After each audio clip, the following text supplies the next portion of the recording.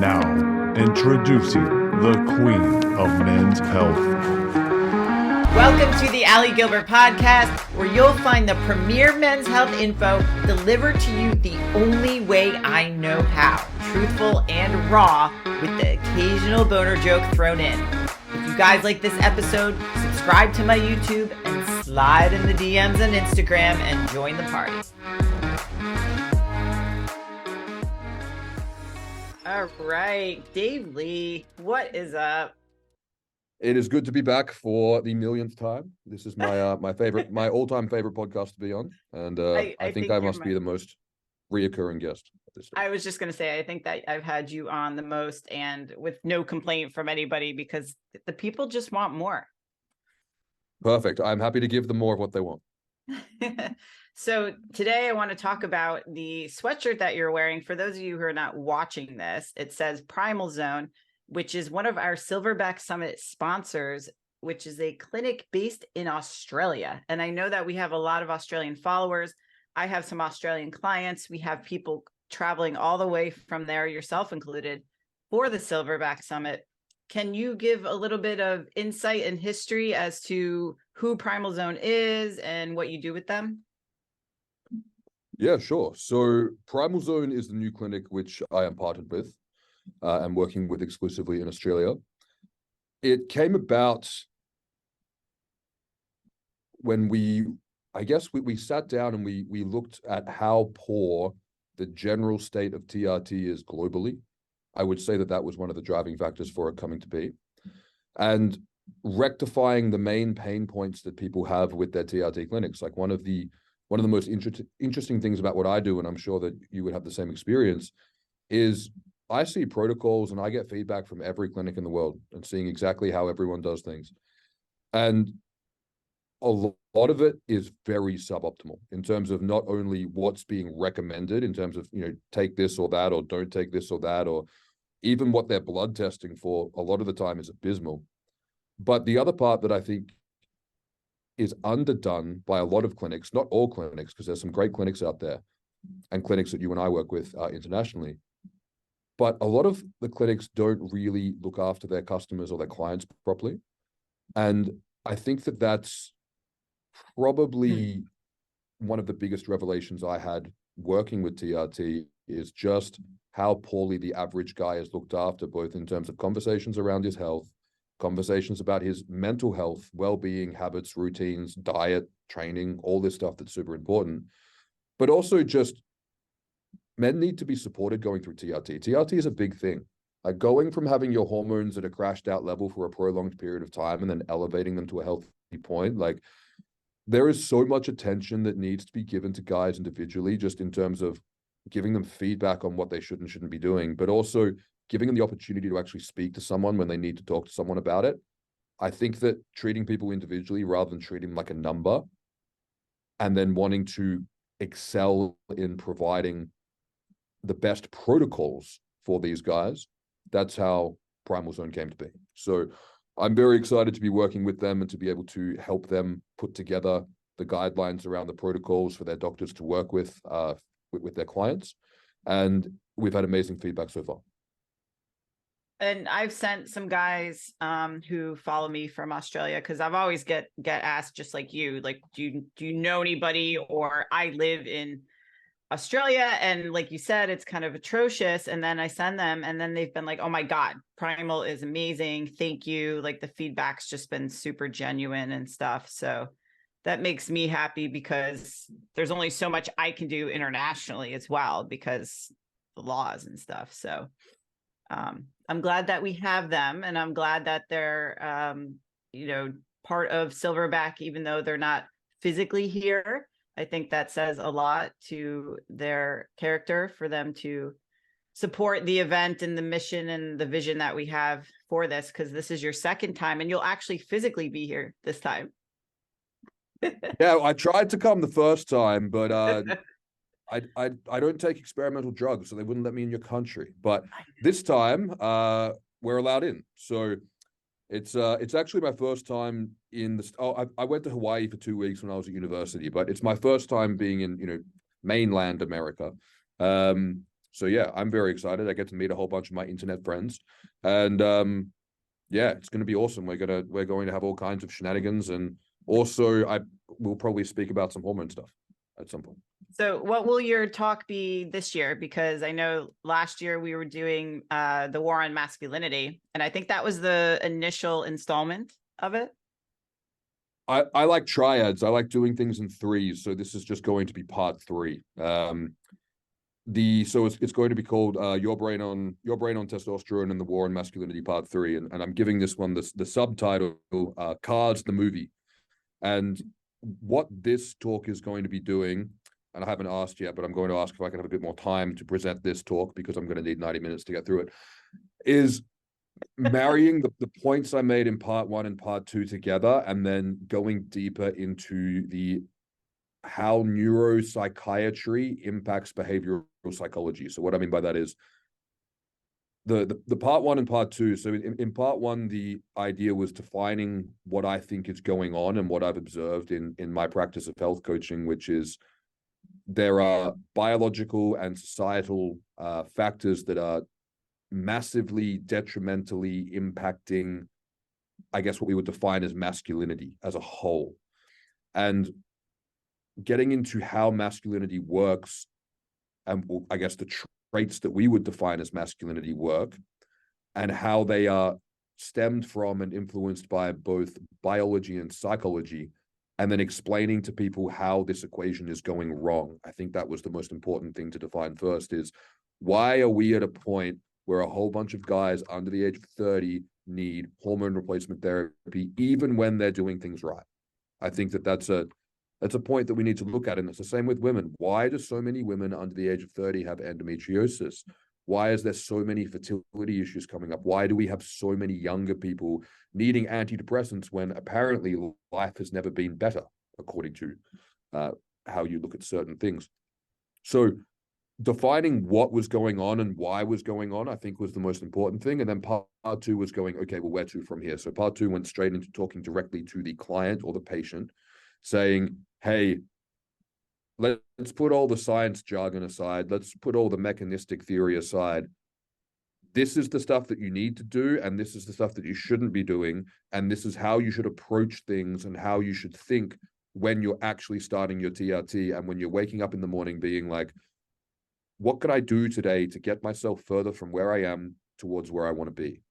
And looking at that from a practical standpoint, because I think that's very important. I think the 2 important parts for men, and it may be for women too, I just don't understand women, but for men, what I do understand and what I do observe is we need to know why, and then we need to know how. If you tell me to do something, I'm not going to do it unless I want to. But if you show me how to do something, or if you teach me the merit of why I should do something because it will help me get what I want in another aspect, I'm going to do it. So I think it's important to teach guys the why, and then it's important to teach them the how. And then what I want to do in this talk, and the reason why I'm using Cars, the movie, as an example, is that I like to think of health coaching, you know, what you're doing, what I'm doing, what clinics like Primal and clinics like Marek and all the other great providers who are in the Silverback network. What we're doing is, I guess, what some people would call functional medicine. I guess other people would call it holistic health coaching.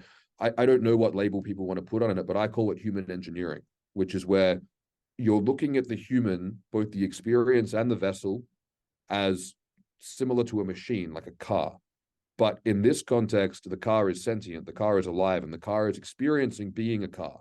And there's a movie about that, which is called Cars.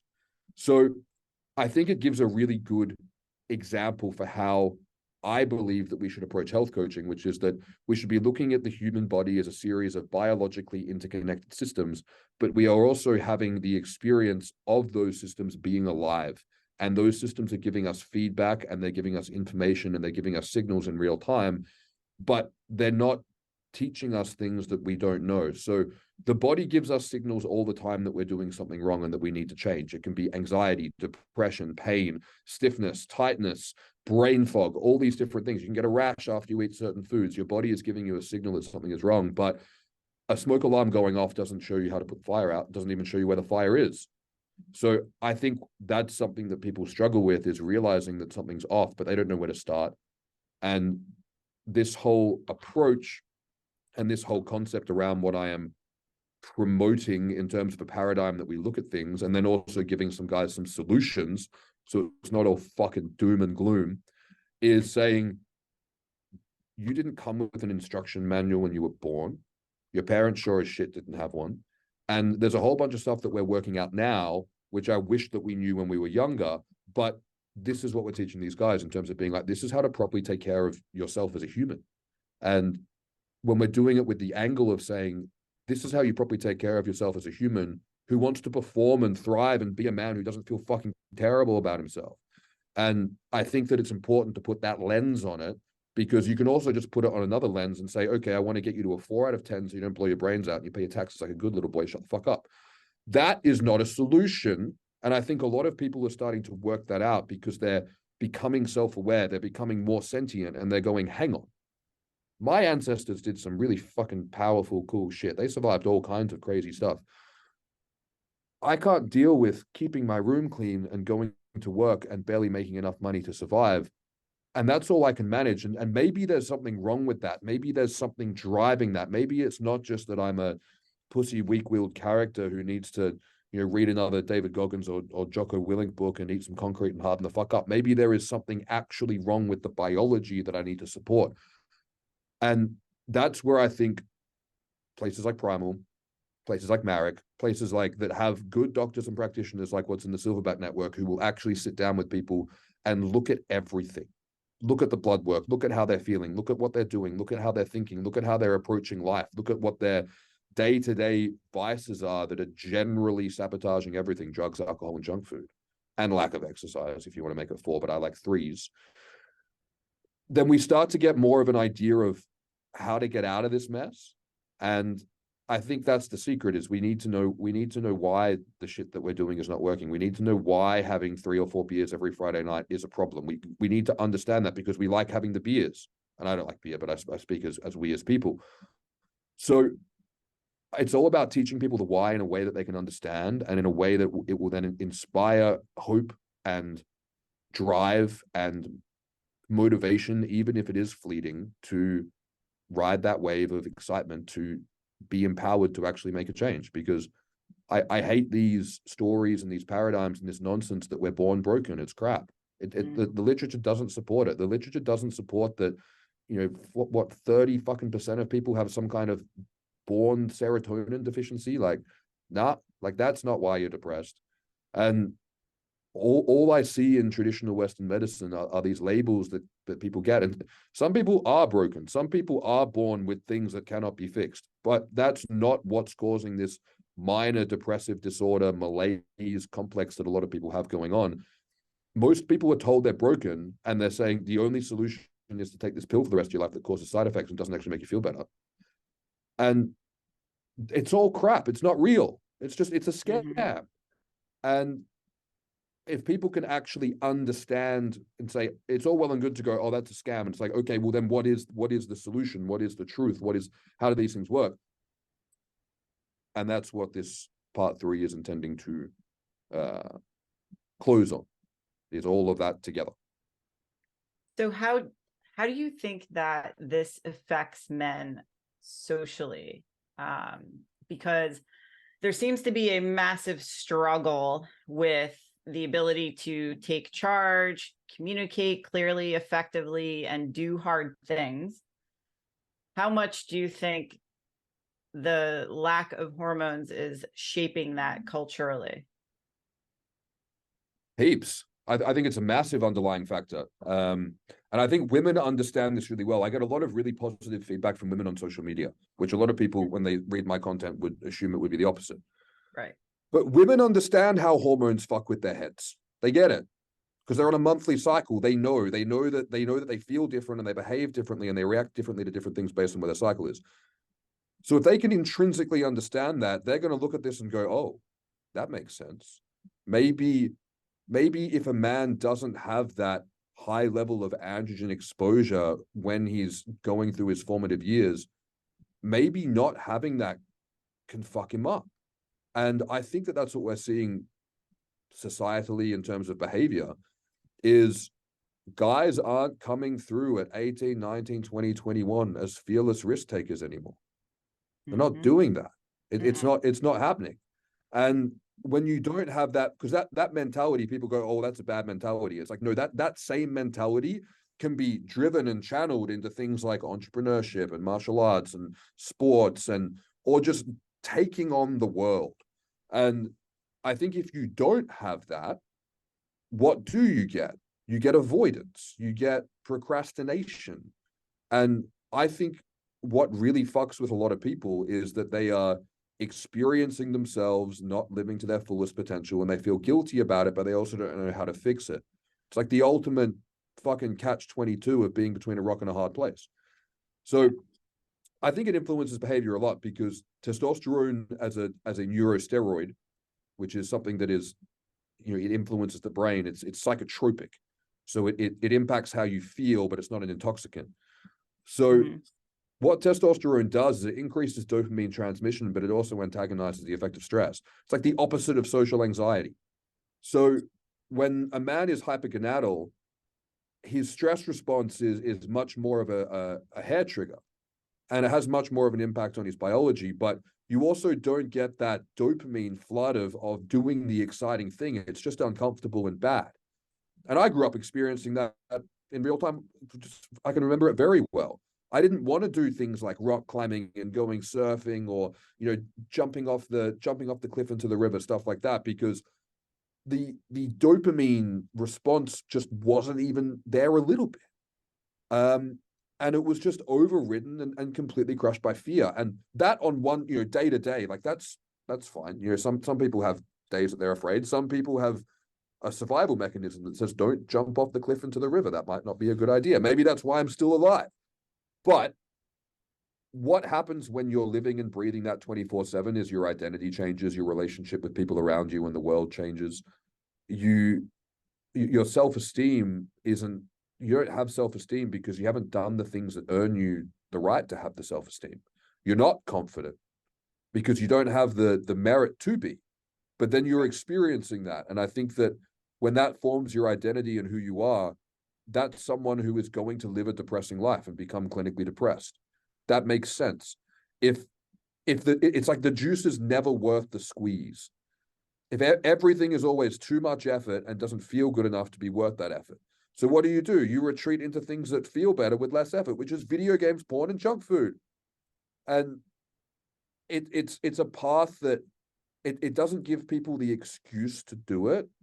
Like it's not like you're a victim, but it leads people down that road in a way that you're only human and you only know what you know.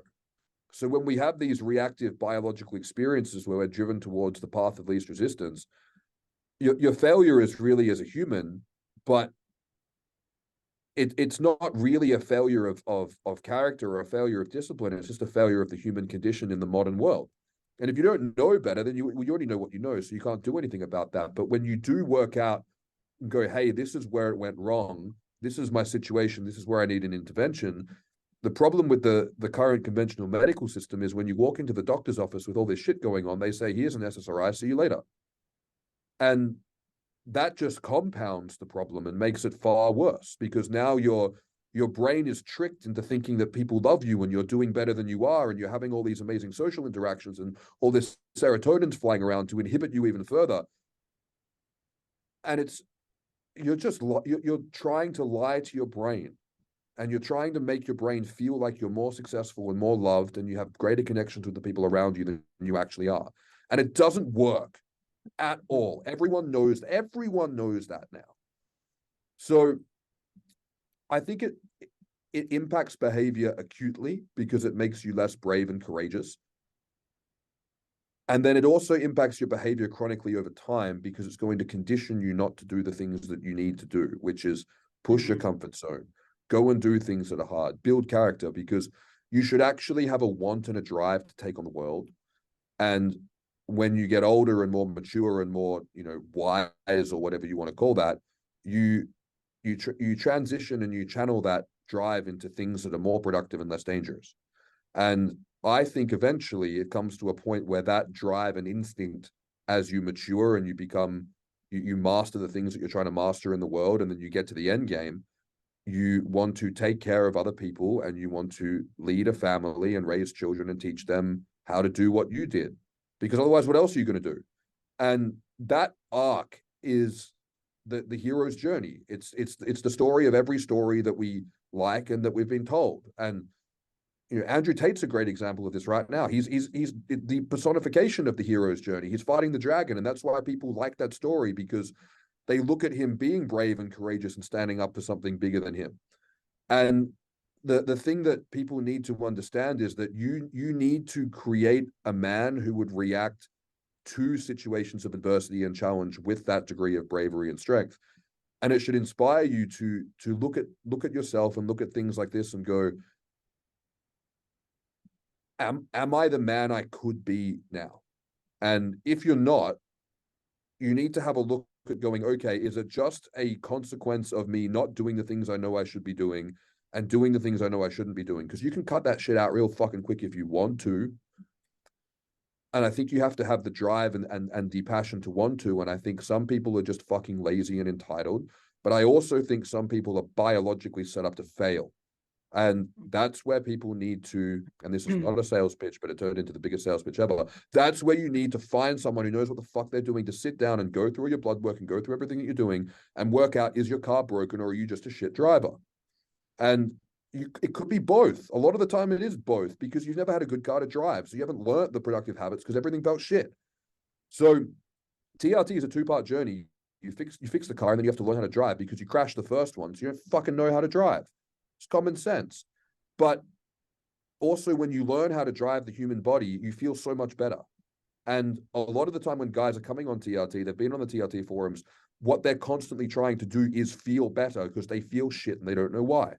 And I think one of the most powerful messages that I have and that you have and a lot of other guys are having in the space now is just start by looking after yourself properly and it might fix everything. But the catch is you have to look after yourself properly for a while. You have to be the guy who's been looking after himself properly for a while, not the guy who started looking after himself properly last week, because you are still a product of all the shit decisions that you made for a long time on repeat.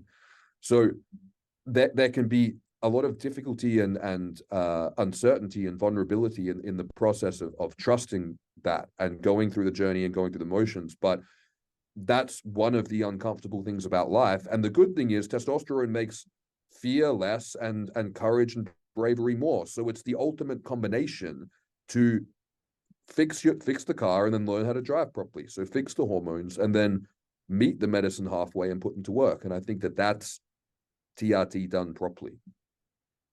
100%. You know, one thing I've noticed, like, oddly, I've been to so many events this year, is the intensity of a handshake has significantly gone down.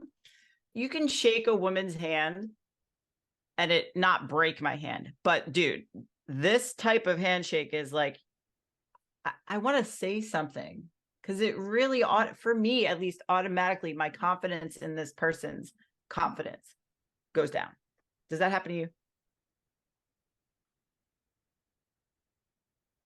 There's definitely a point in every guy's life in the modern world where he realizes that he doesn't shake hands strong enough.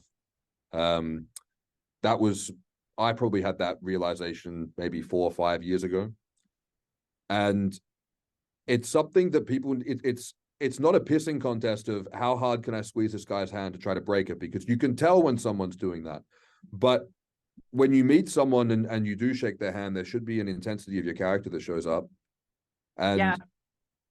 I notice that people shake hands very weakly. But I also am aware that I shook hands very weakly for a long time. So I understand.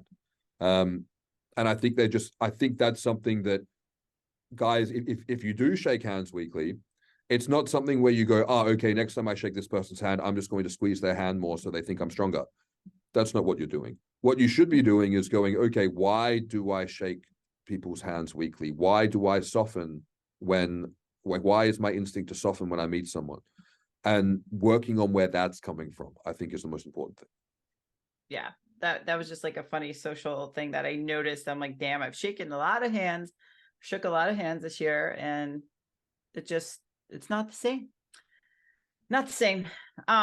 So segueing into kind of like what we were talking about last night with insecurities and how guys are showing up both online and in person. But I think obviously most people show up differently online, especially when it comes to tearing others down. And you were kind of giving insight to why certain people said what they did on the clip from my podcast with Mark Bell, and how vicious some of the comments were, just all from dudes pretty much, and the why behind some of that, and what was really the impetus behind them feeling compelled to say certain things when you have a female presenting with certain masculine traits. I thought that was insightful, so I think you should share it. There's a really good example. There's a singer named Ronnie Radke. He was a singer for a band called Escape the Fate, and now it's called his band called Falling in Reverse. He does great things where people like he makes stories where someone will like be giving him shit, like trolling him, like leaving a comment, and then he'll like go on their profile and show who it is. And he doesn't even need to say anything about the people. Like it's just you laugh just at the people. And from a mindfulness perspective, firstly, if people are doing this kind of shit in terms of like just going out of their way to say negative things about people they don't know, they're embodying that energy and that feeling and that negativity for no reason. Like they're the ones who lose. So that's number one. Secondly, I don't know about you or people listening, but like I don't have that much spare time between working and spending time with the people who I love and care about, and self-development and hobbies and eating and sleeping. There's not really that much spare time I have in the day. And I cannot imagine leaving anonymous negative comments on the internet towards anyone, especially people who I don't know. So there's only a certain type of loser who leaves comments like that in the first place. So that's one of the reasons why I kind of shake off comments that people leave on my content, is because I'm just like, dude, if this is where you're at, like, I'm glad I'm not you. But in terms of the kind of feedback that you were getting, and for those who haven't seen the clip, it was a clip on Mark Bell's podcast, and people were basically giving you shit in terms of your masculine traits. And firstly, I went through some of the profiles of the people who are giving you shit. And yeah, I'd say that you could definitely snap them in half. And that's not a poor reflection on you. That's a poor reflection on them. And for me, it's very clear looking at this, because these were men who were seeing, and it's, you know, how jealousy tends to work is that we see people who have something that we don't have, and we feel entitled that we should have that, and by extension that they should. That's jealousy. It's like, I'm entitled to what you have, and I have negative feelings about you because you have something that I deserve to have that I don't. I doubt any of these guys deserve to have a good physique or masculine traits, because if that's what they're spending their time doing, then they, by extent, well, just by default, they don't deserve it, because it's impossible. You haven't earned it because you're spending your time giving people shit on the internet who don't even know you. So that's number one. But I think it would be particularly confronting to see it in a woman, because it's like I don't know what the reversed gender equivalent of that would be, but seeing a woman who could bench more than you, probably squat more than you, and could probably beat you in a street fight, like, that would particularly suck as a dude, because there'd be a degree of humiliation there. So I think, but when I see content and videos like that, I'm like, it's good that you're making these guys feel that uncomfortable, because they should be embarrassed that you could break them in half. But unfortunately, the problem with the internet is that when you give people a platform to give anonymous criticism, like YouTube comments or Reddit, because it's much worse on platforms that are anonymous, because people can just say whatever the fuck they want. It brings the worst people to those platforms, because it attracts people who spend time being anonymous on the internet in their spare time, which is a small minority of very, you know, low-level individuals. And then you're triggering their insecurities, so they're just going to lash out. And I think it's a shame, but I also think that when you get to a certain point, you're going to inevitably get bad feedback just due to jealousy and people being the way they are, but also choosing to speak on a topic that's polarizing, right? Like it's a polarizing topic and you've got a polarizing persona. So it's one of those things where I think it's a reflection that you've made a good impact because you've inspired enough people to go out of their spare time and have a fucking cry about it, which I think is hilarious. But I think it's a sad reflection on how people act on the internet, because people say shit on the internet that they would never say to people in real life. But they're also people that you probably wouldn't even give a fuck what they had to say in real life. And that's probably why they spend their time doing that on the internet. So yeah, I think people should really, really, really not think twice about anything that people say anonymously on the internet. And that's why I always have a policy where I don't read any YouTube comments at all. I read even very few comments on Facebook in general. But if you send me an email, I'll read it. It's one of the reasons I don't argue with people on the internet. I just stop it. I'm like, if you would like to continue the argument, let's make a live video and we'll have it out here. No one ever wants to do that. So yeah, it's the bottom dwelling of bottom dwellers, but it also shows the worst response people can have to something like that, because the correct and good response would be, oh, I look in the mirror and I don't like how I feel. So rather than projecting that onto someone else and insulting them, I should actually use this productively and get to a point where I can actually get to where I need to go. So I'm not spending my spare time doing this. And when I take my shirt off and look in the mirror, I actually like the way I look, or at least don't hate it. Or like what I saw a clip of Chris Cavallini saying it the other day. It was like 1 in 3 or half of men or something like that, if they look down, they can't even see their penis. Like, I'd be upset all the time too. That makes sense. So yeah, you know, people need to take a good look at themselves in terms of how they act. But the problem with the internet is that they will, unfortunately, it makes people cross. It makes it inevitable that you'll cross people's paths that you wouldn't usually cross in real life.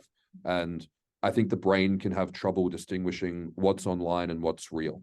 And I think that it can be difficult to, like, it can be easy to understand that in theory, okay, it's just, you know, losers on the internet making noise, but because of how our brains work, like, it does feel real to some extent. And I think that that's why it can be tricky, because you're sitting there going, logically, this doesn't matter, but it still feels like it does. And I think that's a product of the fact that no generations prior to us evolved with the internet. Yeah, it was interesting, like when you say like having the spare time to argue, because there's well over 1,500 comments at this point, and so it's died down a little bit, but it was like, you know, every 10 minutes, and I was laughing because they started arguing with each other. So I would respond here and there to like stupidity, but then they would all start arguing with each other, and I was like, who has the time to sit and go at stuff like this? And there's guys saying like women, because I was talking about how I'm on TRT, and there's guys saying, well, women don't produce testosterone, they don't need to replace anything. And I was just like, man, like the intelligence level of like this comment section was just quite interesting. And some of them I actually took different approaches to see how they would respond. So one guy, you know, who would say something mean, I would be like, I'm sorry you feel so hurt that you have to come after somebody that you don't know. I hope you find happiness. And that would like provoke them even further. And then other times I would just be like, wow, that really shows a lot of character that you say something like this to someone you have no idea anything about. And it was more like a psychology game, because I was like, let's see, you know, how they respond and stuff. And I found it interesting. And one guy I told, you would never say this to me if we were in the same room. And he's like, if we were friends, definitely I would say this to you. And I was just like, well, we're not friends, you know? And I saw a video of Layla Hormozi talking about, because her voice is deeper naturally, right? She's been called a man and saying that she looks like a guy because she has a deeper voice or whatever. And the guy interviewing her said to her, you know, how did you handle this? And she said, at first it's difficult. And I admit, like, it's difficult to get shots taken so much. But then she was talking to Alex about it. And Alex said, well, do you believe what they're saying? What do you think about your voice? And she's like, yeah, it is actually kind of deep. And he's like, so then do you blame them in some capacity? And she's like, you know, you have a point, but it's also the willingness for them to just come forward with these comments, like you said, because they're so deeply hurt. that part of me, like, my heart went out to, like, these guys are really, really, like, it gives you, it's eye-opening to the psychology, and also how awful people must feel about themselves. Like, it's that bad that they feel so bad about themselves. And I think part of that, with sitting at home playing video games and not having relationships with friends or outside humans and stuff like that, is just such a big contributor to people acting like this.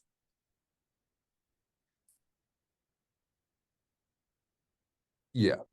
And I think that a lot of people are just genuinely unlikable because they have traits like this. And it doesn't necessarily, like, there's people who are bad people and there's people who are just genuinely unlikable people.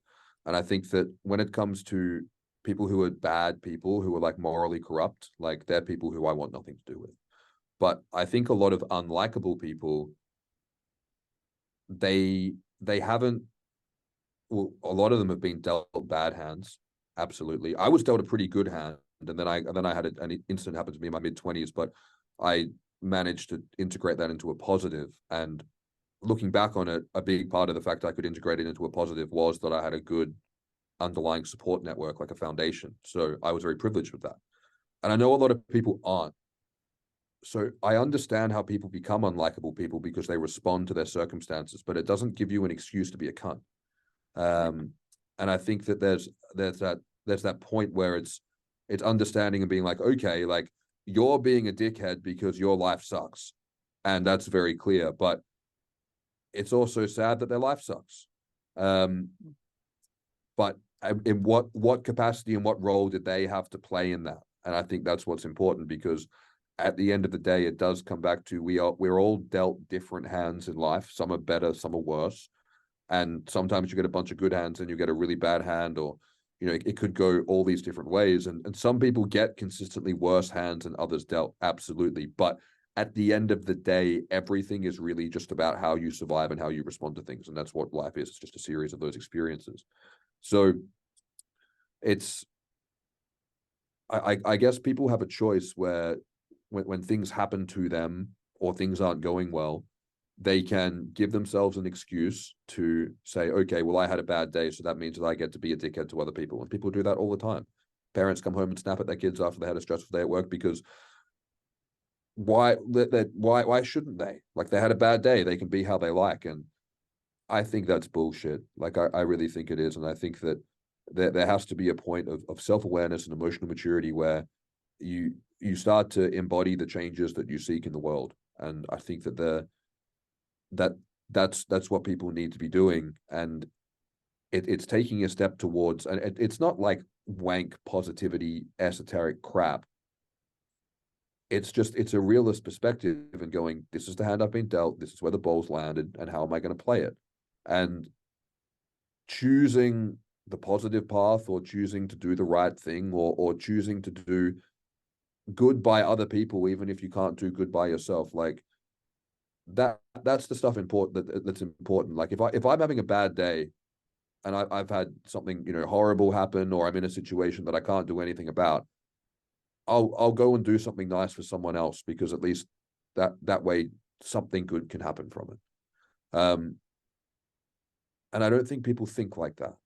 And that's the stuff where if you don't think like that, it keeps you awake at night. Like, you sleep well at night when you show up in the day doing good things and doing the right thing. That's when you sleep well. That's when that inner voice in your head, that monologue, doesn't torture you, and it gives you some peace, because you know that you've at least got good character.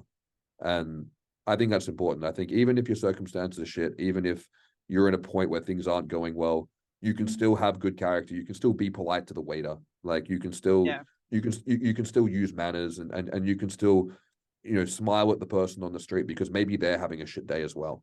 And I think that gives people more choice over how they feel, because you can choose how you react to things.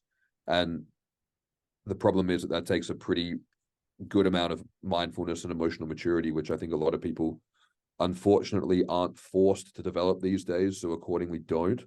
And it leads people to a point where they hit their 30s, 40s, 50s, and they realize they're behind the eight ball in a lot of ways. And I think that would be very difficult. So At the end of the day, the hate comes from the bottom. That's the moral of the story.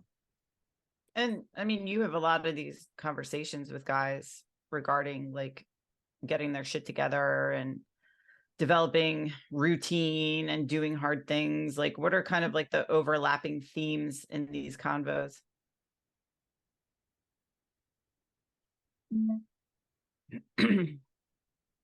The between finding acute stresses and having regular routines where you give yourself self-care and look after yourself. I think it's the juxtaposition between the two, and it's the necessity of the two, as well as having it on the foundation. And people have different terms for this. Like Paul Chek calls it the 4 doctors. Kyle Gillette, I did a podcast with him the other day. He had the 6 pillars of health. There's all different ways that people can look at it, but I think the most important thing is teaching people and having them understand, and people really struggle with this one. And I understand, because it's bargaining, but you can't bargain with the body. It just doesn't work. Is that if you subcategorize your areas of health into different categories, it doesn't matter what those categories are. You have to tick the boxes for all of them. So you can't sleep like shit if you do everything else extra good. You can't out-train the bad diet.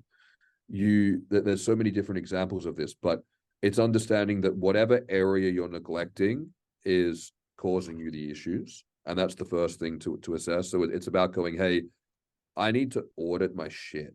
And generally, from what I've found, people know exactly where they're fucking up. People do. And I think that they need to understand and realize and go, hey, fucking up here is causing that problem over there. And they go, oh, okay.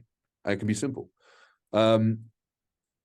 But from there, once the foundation at least is decent, I like the juxtaposition of acute physical stress with mental rest, relaxation, and finding stillness, or finding space in the present moment. And when I say what the present moment is, it's not thinking about the past or the future. Very simple.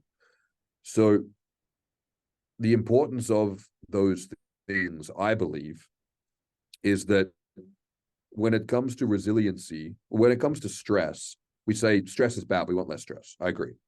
But stress is subjective. So the issue is that you don't actually want less stresses. You want to get less stressed by those things, because you also need to build capacity and determination and resilience. So right. If you got rid of all the stressful things in your life, you would turn into a complete snowflake, because you'd become conditioned that life is always easy. And then when life happened to you, you'd be fucked. So what we want to do is to be able to not succumb to our stresses and actually be able to overcome and build our stresses. So we build capacity for stress. And then we go, okay, well, how the fuck do you actually do that? And I think the best way to break it down is to go with the yin and yang approach, which is 1, find things that are acutely way more stressful than you're doing now and elect to do them regularly, i.e. do them for the sake of doing them, even though you don't have to. And I think and again, can't speak for women, but I think for men, learning some form of martial arts, just having some kind of basic degree of some form of combat proficiency, even if it's shooting, it's just something. I think it's naive to think that you're never going to need that just because you haven't needed it yet, because you won't need it until you do. So I think it's necessary to do that. But if people don't have that mindset, then do it as an exercise just for the sake of doing it for therapy, which is violence is scary to the brain. And even in a situation where you're holding pads and they're holding pads and you know that they're not going to hit you, like it's a safe environment, you don't really truly know that. So your body will still go into full fight or flight mode. And that full fight or flight mode, especially when it's non-familiar territory, will be very strong. But that's the therapy. The therapy is going into a space that is safe and stressing your body the fuck out so that you can then get to the point where you can actually function and operate and maybe even develop some degree of mastery in a hyper-stressful situation. Because then by default, everything else is now easier because you have a higher benchmark for what is stressful and what you can do. So previously, when when you got home and your email inbox was full and your room was messy and your dishes are there from the night before, that could have stressed you out to like a 7, 8 out of 10. But if you make a 7, 8 out of 10, putting your guard up and throwing punches, that now is not going to trigger a 7 out of 10 stress response. That's going to trigger a 2 or a 3. So it's going to be much easier to do that shit and stay on top of it subjectively. It's not going to physically make doing that stuff actually any easier. But the problem with all this stuff is that cleaning your room and answering your emails and cleaning the dishes, that's not hard. Like, it's not physically hard. It's just uncomfortable because it's shit. So I think that's really beneficial just from that point. And I think that you can learn any martial art you want. I recommend finding whatever the best coach is in your area and learning whatever he teaches. And I think it's an important experience for men to have, because every single one of your ancestors from the dawn of time up until now was probably taught to fight by a guy who was older than him and more experienced. That's how your bloodline made it. So don't be the first one in your bloodline who doesn't know how to fight. If you're the first one in your bloodline that commits suicide and you're the first one who doesn't know how to fight, maybe they're connected, maybe not, but it's somewhere you can start. I don't think it's a complete cure for suicide, by the way, but just a point. And the other side is the yin and yang. So the other side, sorry, is the yin, which is the mindfulness. And I think one mistake that guys make, I guess there's two types. There's guys who aren't doing enough, and there's guys who are doing too much. And the way that you can do more is that you can look after yourself better. I learned this a while ago. I want to train more. Like, I want to do more hours of exercise per week. And I was like, but I'm not recovering from what I'm doing now. So then I did recovery practices, and then I could get more training in. So I think people need to look at that as well and go, what am I actually doing that's actively self-care? Lying on the couch on a Sunday for rest day doesn't count. Like, what are people doing in terms of, are you doing mindfulness? Are you doing stretching and mobility before, after your workouts, when you wake up, before you go to bed? Are you getting steps in? Are you going for your walks in addition to your cardio? Like, are you moving? Or is your body just completely locked up all week, and then you go and lift super heavy and then you're stiff as a board and you're wondering why you're anxious? So there's the physical side of looking after the body, which I think stretching, mobility, some form of, people can do that in all different ways. But Paul Chek calls it working in, which is doing intentional things that give you more energy than before you started. If you're tired and it's 1 p.m. and you go for a 15-minute walk, that will give you more energy than you expended going for the walk. But if you go and do 5x5 squats, that will leave you with less energy than before you came in. So that's working out, but working in is important. And I think that that's a factor. And one of my favorite aspects of working in is mindfulness meditation, which is where you sit down and you actually calm your mind. Because if you're sitting down on the couch and you're watching, an action movie, your brain doesn't really know full well that that's not real. So you're in that. So mindfulness is completely actually calming the nervous system. And what you're doing when you meditate, when you practice mindfulness, is you're practicing the mental skill of attention. And the mental skill of attention is very important, because that is the foundation for doing things that you need to do that you don't want to do. And a deficiency in this is often diagnosed as inattentive ADHD, and they pump you full of amphetamines for it. You're just lacking a skill. And when guys tell me, they go, oh, I can't clean my room, it's too overwhelming. I'm like, remember when your first girlfriend came over to your bedroom? He's like, yeah. I'm like, did you clean it then? Oh, yeah. It's like, well, then you can. You just don't have the purpose and drive to do it. Oh, yeah, I know. The problem is that not everything that you need to do in life is hell fun. Yeah. It's not. And there's a whole bunch of stuff that you need to do that is monotonous and shit to get the things that you want. And it's always been like that. But the problem is now that there's too many shortcuts, or there's too many illusions that you don't need to do those things. So you feel like you can get away with it. I'm sure our ancestors didn't want to hunt and fish and skin animals and build shelters. I'm sure they didn't want to do any of that, but they had to, otherwise they would die. And I don't think that people have enough, and when I say people, I mean people who struggle with this. I don't think that people who struggle with this have enough capacity to exert willpower, which is, I'm going to set my alarm at 4:30 tomorrow morning because I want to get up and do these things that I think are important before I go out for my day. And if you wake up and it goes off at 4:30 and you go, oh, fuck that, I don't want to do it. What mindfulness is going, oh, fuck that, I don't want to do it, hitting the snooze button, but then getting up. Because you will always have that split-second reaction. So there's nothing wrong with you for waking up and going, I want to hit snooze. That's normal. If you know how the snooze button works, that's a very normal human response. Fuck this, I want to go back to bed. But mindfulness is what allows you to take a step back from that reaction and decide what you want to do, and allows you to make a choice. And it's not going to always force you to make the right choice. I've had plenty of situations where I've deliberately made a bad decision. In hindsight, it was a bad decision. At the time, I went, yep, okay, I want to do the self-sabotage thing because that's what I feel like doing right now. Make some bullshit excuse for it, and then you do it, then you fuck up and you feel like crap, and then you learn from it.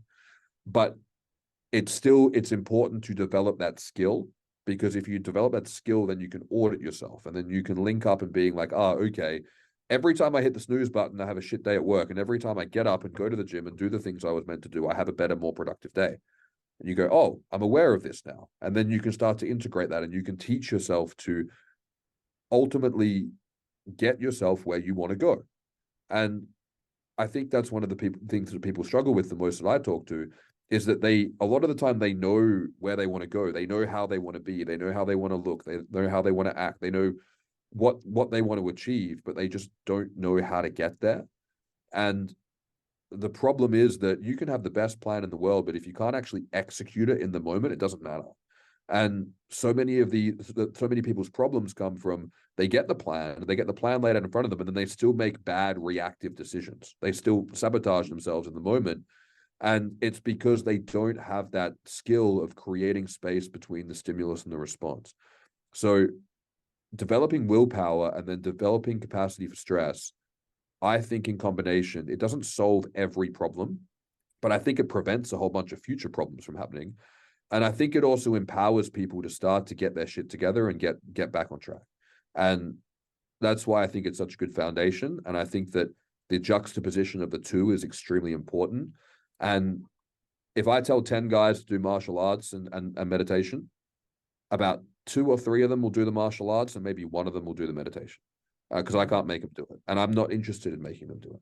But what I am interested in is teaching the perspective and educating them, and basically leading the horse to water and understanding I can't make them drink, but teaching them that if they are thirsty, then drinking is a solution for that, as uncomfortable it may be. And the thing is, when the guys do the mindfulness meditation and the martial arts, and they do it, it completely changes their lives. It completely changes everything. And that's the thing that inspires me the most to, spread this message and talk about it, is being like, I've seen it work. And I used to teach meditation, and I've spoken to, martial arts coaches about it, and they're like, yep, that's what people need. Yep, that's the solution. So it's there for people to do. And the problem with it is that it involves things that you need to do, not things that you need to take. It is so easy to get people to take supplements. It is so difficult to get people to actually do the right thing with their time. So the most important thing in this, and in my conversation, just to come back to the original question 10 minutes later, is a big overarching part of what I teach guys is about, I'm much more interested in what you do than what you take. Because you can take the best fucking supplement stack in the world, and I've seen guys spend thousands a month on the best supplement stacks, and it doesn't get them to where they need to go. Whereas if you do everything right, day in, day out, you don't need any of the supplements. I mean, they can help you, sure, but what you do has way more of an impact than what you take. And what you take is marketed to tell you that it will give you the results for substituting the things that you need to do. That's what all supplement marketing is ever. But bodybuilding supplements are a great example of this. But it's all in what you do. And it's all these things I don't make any money out of. They're not free. I mean, learning martial arts isn't free, but meditation's free. Not hitting the snooze button's free. Going for a walk's free. Getting out in nature's free. Going for some of the ocean's free. Eating well and not spending money on alcohol could maybe even save you money. And then when you look after yourself better and invest your time in yourself, then you increase your earning capacity. So if anything, it's the best investment ever. And it's just something that's uncomfortable. And the most important thing that we can do is learn to push through the discomfort and say, hey, I know you don't want to do this, but you need to. And that internal conversation is difficult. And that's the conversation that your fathers are supposed to have with you when you're growing up. And what they're supposed to teach you is that to get to where you want to go, you have to do the uncomfortable thing now so that you can have what you want later. And if you haven't had someone take you through that and teach you that and actually guide you through and nurture it with you, that's fucking hard. But you still got to do it. Yeah. Doing hard things. Kind of very simple concept, but the execution, like you said, that's the difficult And I think part. that's the important thing with working with, and again, I don't know what it's like working with women, but working with men, I think the most important thing, and I've spoken about this before, is that like you have to honor their suffering, and you have to genuinely let them know and be like, yeah, dude, you're doing well just getting through where you're at. Like I see some guys' testosterone levels and I'm like, how the fuck do you even get out of bed in the morning? And they're like, it's hard. And I'm like, you're doing well just having this conversation and getting through. Um, So I think it's important that guys get their suffering validated in terms of being like, hey, what you are going through or what you went through was objectively difficult, and a lot of people wouldn't have been able to handle it as well as you, or wouldn't be able to handle it as well as you are now. And that's not bullshitting. That's genuinely saying it. right. But it's also saying it doesn't fostering a victim mentality, even if you were a victim of something, it's not going to help. And that's the thing, is that we have to teach these guys to have narratives and have stories and have perspectives that serve them. And because if your inner monologue gives you meaning and purpose in what you're doing, then it's going to making those harder decisions when you need to do them easier, because now there's purpose for it. So I think it's this important juxtaposition between saying, hey man, like, yeah, you've got it tough at the moment, but it's also saying, so do the rest of us, and you've still got to do it anyway. And that's the that builds camaraderie. It's like, Mm-hmm. yep, it's shit. Yep, it sucks. Yep. Oh, hey, finding out that the entire medical system was all a fucking scam and a hoax to put you on antidepressants to make you impotent and you know, a good little tax-paying worker bee. Yep, it can be a big wake-up call to realize that the food pyramid made you sick. You know, all this kind of stuff can be very difficult to swallow, because once you wake up to one part of it, you realize that a whole bunch of it was bullshit. And then there's, you know, processes of integrating and going through that. But it's also like, yeah, we all went through that. And I think that's the value of communities and, you know, things like Silverback. And I think that's one of the best things about Silverback, is people are going to go and be like, there's other people here who went through what I went through. And this stuff's niche. This stuff's underground. This stuff's in the dark. Like, most guys I know don't know anyone else on TRT. Like, they work this all out themselves, and it's getting more out there now. People are becoming more aware of it, which is sick. But Yeah. you know, I didn't know anyone on TRT when I started it, and so yeah, I think that it's that there's so much to, again, going back to the cars thing. I think so much we focus on the machinery and the biological reaction to the machinery, and that's a factor. But the other thing is that we are all sentient beings, and we're all human. And the biggest thing that fucks people up is compliance. And the thing that fucks up the compliance is, it's not that the car's broken, it's the fact that we make bad decisions. And Mm-hmm. there's one of the things that I deal with a lot with my clients, and my clients listening, they'll hear this and they'll go, yep, that's me.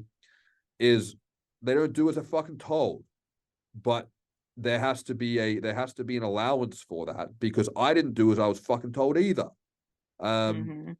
And it's part of the learning, is working with men, is understanding that they're going to go away and they're going to listen to what you said, and they're going to have their own naively formed opinion, and they're going to think they're right, and then they're going to find out they weren't. And the worst thing that you can do then, for people listening who are coaches or doctors, the worst thing you can do then is abandon them, because that's bullshit. That's not how it works. You hold them accountable. You tell them, yeah, you were fucking stupid, and you get to say, I told you so, but you don't get to shut the door on people for making a mistake. And that's part of men's learning experience. If I tell a guy, don't touch the stove, it's hot, he's gonna want to touch it. But if he keeps touching it, he's a dumbass. But if he touches it once, it's because he's like, oh, I wanted to see if it was hot or if you were a pussy. Like it's they're like, okay, I take your perspective and take your opinion, but here's my opinion, and I want to see if I'm right. Like, that's, as long as it's not something that is unbelievably dangerous and going to kill them, I think it's an inevitable part of the learning. And I think that that's what men need as well, is they need someone who's actually going to be understanding, and someone who's going to coach them properly. And a big part of coaching is understanding that everyone's different. Everyone's going to take different styles of advice. Everyone's going to learn differently. And it doesn't mean they're bad people. Totally. And Chris Cavallini said this weekend, he was like, don't tell people about your problems without telling them what you're going to do about it. And I love that, because that kind of puts the kibosh on people just commiserating and complaining and all of that stuff. And it's like, you can complain, but what is the solution? What is your plan to get out of the situation that you're in, or to solve whatever you're going through? So I love that. To wrap this up, can you give people the info on where they can find Primal and how they get hooked up with them and yourself as well, and all that fun stuff? Yeah, absolutely. So if you'd like to contact, so if you're in Australia and you'd like to work with Primal Zone in your TRT, you can contact Primal at primalzone.com.au. If you would like to work with me, I do have a bit of a wait list, but you can book in for coaching with me on www.advancedfundamentalhealth.com. And maybe by the time this podcast is out, I'll have my hell sick new website. So that would be cool. And I also have a ebook on my website, which I recommend that everyone checks out. And if anyone's listening to this and you can't afford the $30 for it, please send me an email. I'll send you a copy for free. It is called TRT 101, and it is an instruction manual on how to do TRT properly, as opposed to what is TRT. It's a guide. It's all the IP that I've gathered over the years in terms of being like, this is an instruction manual on everything you need to know if you're going to start and if you're in your first year. I think it's really important that guys have that they can refer back to. And depending on when this goes live, maybe when it's out or a couple of weeks afterwards, I'll also have my sequel book, which is called Beyond TRT, available, which is currently getting proofread. And this is covering everything beyond TRT. So it's a guide for pregnenolone, DHEA, thyroid, HCG, fertility, and estrogen, which are the things that some guys need assistance with and some guys don't, or a lot of guys fuck around with and make problems when they didn't need to touch it in the first place. So it's a bit more of a dive into those topics, but it's still written in a 101 style that everyone can understand. So that will be live probably when this goes out as well. And yeah, otherwise, if people want to reach out to me, Dave at advancedfundamentalhealth.com is my email. Awesome. And if you guys are still considering Silverback, silverbacksummit.com. We're in Austin, November 9th through 11th. It's going to be a fucking blast. Dave, thank you. Always a pleasure. Thank you.